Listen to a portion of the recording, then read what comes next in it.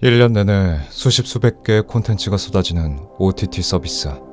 그 중에서 넷플릭스는 올해 중국 SF 소설이 원작인 드라마 3채를 공개했고 이틀 만에 세계에서 가장 많이 본 시리즈 1위에 올랐는데, 이 기대작이 공개되기 약 4년 전 3채의 드라마 제작진들 사이에서 배신감에 눈이 먼 남자에 의한 치밀한 살인사건이 일어났고, 드라마가 공개된 다음 날 제작자의 CEO가 사형 선고를 받았습니다. 중국에서 유능한 변호사로서 살고 있던 한 남자.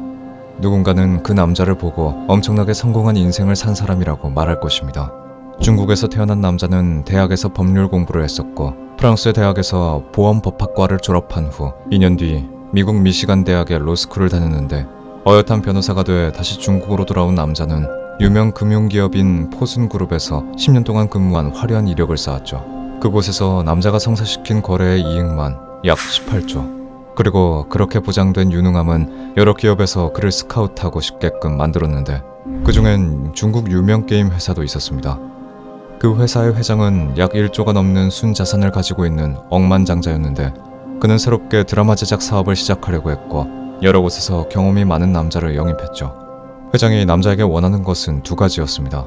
남자가 변호사로서의 경험을 살려 자신이 드라마화하고 싶어하는 소설의 판권을 가져오고, 자유롭게 각색을 할 수 있는 권리를 보장받을 수 있는 발판을 만들어주는 거죠. 우선 법률 전문가들은 화제를 진압하고 교착 상태를 해소하기 위해 있으며 변화를 주도하는 용기를 가져야 합니다. 남자는 원작의 저작권 획득에 있어서 자신의 핵심 역할을 이렇게 소개했고, 당당하게 밝힌 포부대로 회장이 2년 동안 손에 넣기 위해 고생했던 소설의 저작권을 가져오는 데 성공했습니다.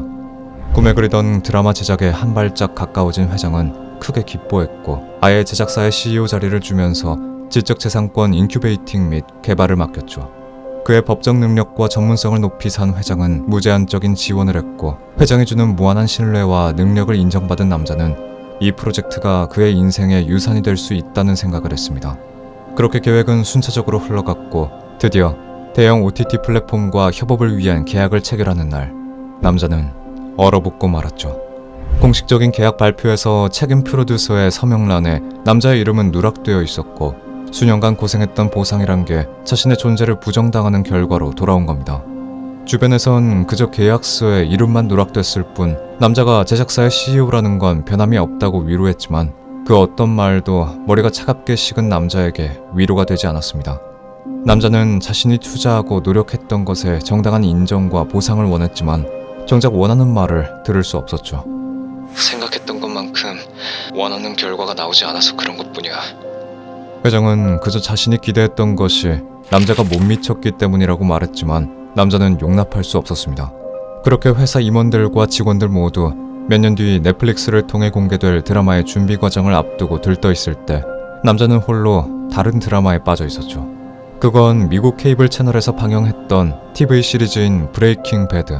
죽음을 앞둔 화학교사 월터 화이트가 돈을 위해 약을 제조해 왕이 되면서 자아를 실현하며 끝내 타락하고 마는 내용으로 역대 최고의 드라마라고 회자되고 있는 작품이었죠.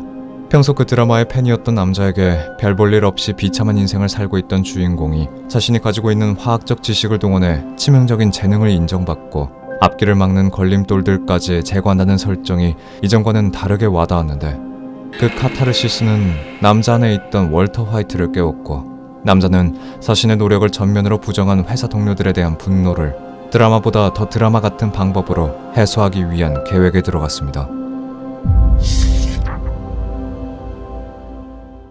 1년 중 가장 바쁜 회사의 연말, 상하이에 위치한 대형 게임 회사인 유즈게임즈의 설립자인 회장을 포함한 5명의 간부가 집단으로 정신을 잃는 사건이 발생했습니다. 원인은 바로 독극물 중독.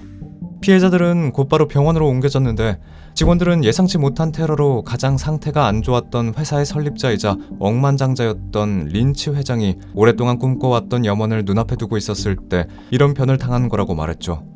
2020년 기준 전 세계 자수성가 청년 부호 43위에 오르기도 한 린치 회장은 2009년 유즈를 설립했고, 온라인 게임 36개의 출시를 시작으로 외국 시장에서 노려 미국 인기 드라마 왕좌의 게임을 원작으로 한 게임을 제작하면서 고공행진을 했다고 합니다. 그런데 게임계의 거물이었던 그는 거기서 그치지 않고 스타워즈나 반지의 제왕처럼 수십 년이 지나도 정상의 자리를 차지하고 있는 TV쇼나 영화 프랜차이즈를 만들고 싶어 했다고 하는데, 한 소설과 그 꿈을 이루려고 했고, 그건 중국의 소설가 류츠 신이 집필한 SF 소설 삼체 3부작이었죠.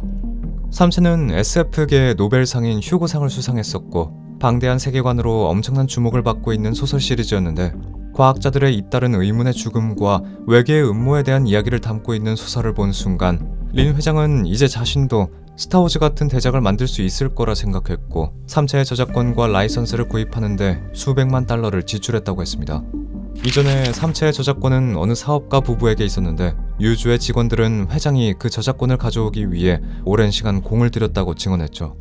그리고 린치 회장은 본격적으로 삼체 유니버스라는 자회사를 설립해 편당 2억 위안, 약 373억이라는 거액을 투자했고 시리즈를 완성시킬 계획을 세웠다고 했습니다. 그런데 얼마 전에 넷플릭스와 공동 제작에 대한 계약이 성사됐었어요. 근데 린 회장님은 생각보다 계약에 만족하지 않으셨죠. 약 3달 전에 넷플릭스와 했던 계약에 대해 말을 꺼낸 직원은 린치 회장이 실망한 데는 모두 한 사람의 실적이 부진한 탓이라고 덧붙였죠. 그 사람의 이름은 바로 쉬아오. 린치 회장이 영입한 변호사이자 삼체 유니버스의 CEO였습니다. 직원들은 쉬아오가 CEO 자리에 앉은 후 지난 3년 동안 실적이 지지부진했고, 넷플릭스와 협업에 대한 이야기가 오가는 중에도 소설을 오리지널 시리즈로 각색하는 계약의 중재 역할을 해내지 못했다고 말했죠. 그들은 쉬아오가 변호사로서는 능력이 있었지만 영화 제작에 대한 전문성이나 이해도가 떨어졌던 것 같다고 조심스럽게 덧붙였습니다. 그리고 이에 실망한 린치 회장이 끝내 쉬아오에 대한 처분을 내렸는데, 린치 회장은 연간 2천만 위안, 약 37억이었던 쉬아오의 연봉을 9억 3천만 원으로 삭감했고 프로젝트에서도 제외시켰다고 했죠. 회장의 측근은 아마 그때부터 린치 회장이 쉬아오를 더 이상 사용하지 않을 계획이었을 거라고 말했는데, 심지어 린치 회장은 쉬아오에게 CEO로서 책임을 다하지 않았다고 20억 위안, 약 3,400억 원이라는 배상금을 요구했다는 말도 나왔습니다. 쉬아오를 프로젝트에서 제외한 회장은 그 자리에 또 다른 임원이었던 자오에게 맡겼다고 했는데, 저는 그 이름을 듣자마자 놀랄 수밖에 없었죠. 자오 또한 독극물에 중독된 피해자들 중 하나였고, 심지어 가장 상태가 안 좋은 린치 회장 다음으로 독에 심각하게 중독된 사람이었는데, 검사 결과 그의 체내에 쌓인 수은 농도는 정상 수준의 10배를 초과했습니다. 가장 치명적인 데미지를 받은 두 사람은 공교롭게도 어쩌면 현재 쉬아오가 가장 원망할 수도 있는 대상들이었던 거죠. 그렇게 사건의 유력 용의자의 정체가 한 사람으로 좁혀지고 있었을 때, 피해자들 중에 한 명이었던 린치 회장의 비서는 병원에서 정신을 차린 뒤 저희에게 이런 말을 해줬습니다. 몇 주 전부터 쉬아오 씨가 회사에 유산균 음료라는 걸 들고 와서 나눠줬었어요. 열흘 전엔 회장님에게 프로바이오틱스 알약을 선물하기도 했고요.